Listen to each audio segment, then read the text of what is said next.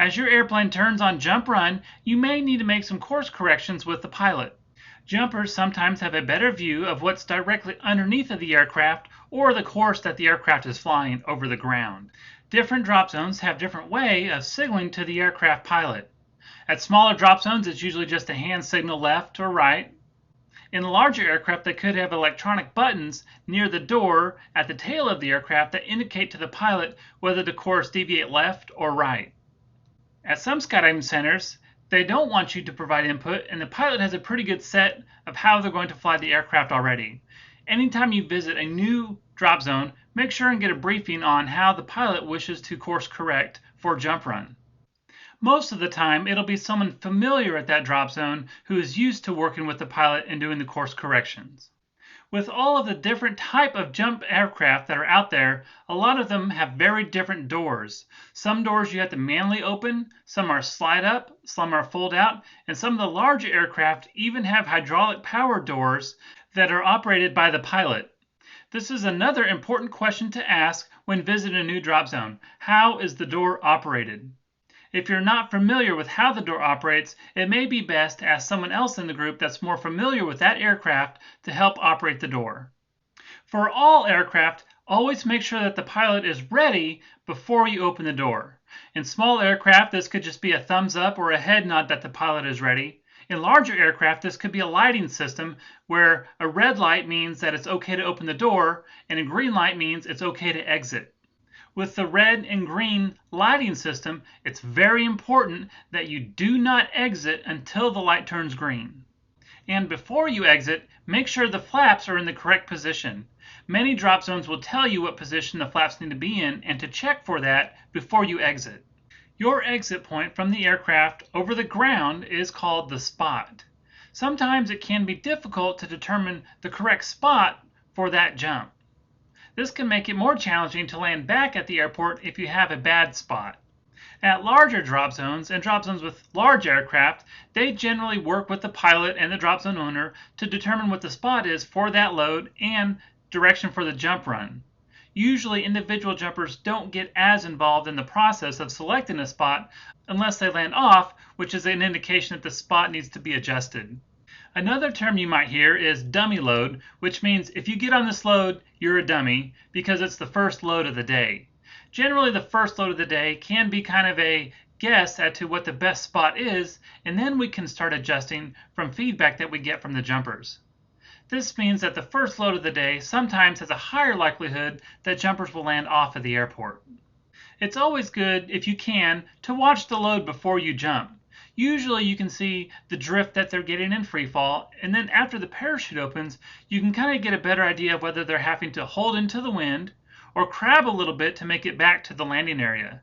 These could both be signs that the spot needs to be adjusted.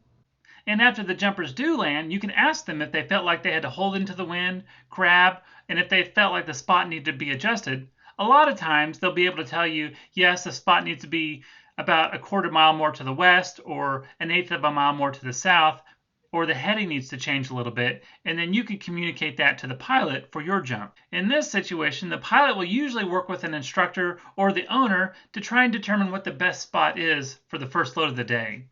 They'll look at the winds aloft chart and try and average the heading and wind speed to determine the jump run and spot over the ground. If you want to be a little bit more accurate in calculating the spot and exit point, instead of guesstimating the exit point, you can calculate it for the free fall drift and canopy drift. We're going to work backwards, starting with the canopy drift and working through free fall to get to the exit point over the ground. Let's start by assuming that we're exiting from 10,000 feet AGL and we're deploying the parachute at about 3,000 feet. We have wind information from a surface weather station and forecasted winds at 3,000 feet from aviation reports. If we average those, we can roughly say that wind is coming out of 190, so winds are coming out of the south, and winds are about 15 miles per hour. Every 1,000 feet under canopy takes roughly about 60 seconds. So if our parachute is fully opened at 3,000 feet, that means it's going to take us about 180 seconds to get to the ground. This means that our canopy will get drift from the wind push for about 180 seconds. Now we need to figure out how far we're going to travel across the ground in that 180 seconds. We know that the average wind speed from 3,000 feet to the surface is about 15 miles per hour, but we're going to be in the air under canopy for 180 seconds, so we need to try and work those two together. First thing we're going to do is we're going to take 15 miles per hour and we're going to divide that by 3,600 seconds, and this will tell us how far we travel for 1 second. So we can see that we travel about 0.0042 miles per second. We're under the canopy for about 180 seconds, so if we take the 0.0024 of a mile times 180 seconds, that gives us about 0.75 of a mile. So in the 180 seconds that we're under canopy, we're going to get about 3/4 of a mile drift. So if we plot that on our map, we're going to draw a red line that is about 3/4 of a mile long, and we're going to draw it out of 190 degrees so that it ends in the landing area. This means that once our canopy is opened in the playground area, we're going to have about 180 seconds to travel over the red line for about 3/4 of a mile before landing. You will also need to take into consideration the altitude and time that you need for the landing pattern, which is going to be the last 1,000 feet.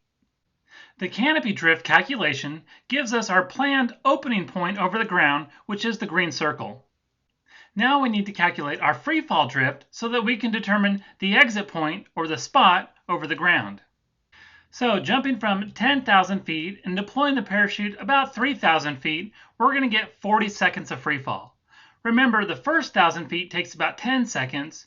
Every 1,000 feet after that takes about 5.5 seconds, and I generally round to about 5 seconds for that. So 40 seconds of free fall. Here we can see that the winds have changed a little bit from 3,000 feet to 10,000 feet. They're more out of the west. Winds are out of 270, averaging about 20 miles per hour. This means that in free fall, we're going to get some drift out of the west, and then after the parachute opens, we're getting more push from the south. So we'll start again by converting the 20 miles per hour average into miles per second. So we're going to take 20 miles per hour divided by 3,600 seconds to give us about 0.0056 miles per second. We're in free fall for about 40 seconds, so if we take 40 seconds times 0.0056, that's going to give us about 0.22 of a mile, roughly 1/4 of a mile. So if we draw that red line, we're going to say winds are coming out of 270. The second red line is about 1/4 of a mile in length, coming from west to east. So the exit point is going to push us to the east to the opening point. So to summarize, we're going to be flying into the wind at about 270 degrees. The exit point is going to be about over the pond. After we exit, we're going to get about a 1/4 mile drift to the east. And then after we open, we're going to get about 3/4 of a mile drift to the north. As you can see, actually calculating the spot with the canopy drift and freefall drift is more involved. And this is why a lot of skydiving centers just go based on the average and talking between the instructors and the pilot. But if you actually wanted to calculate the spot, you could.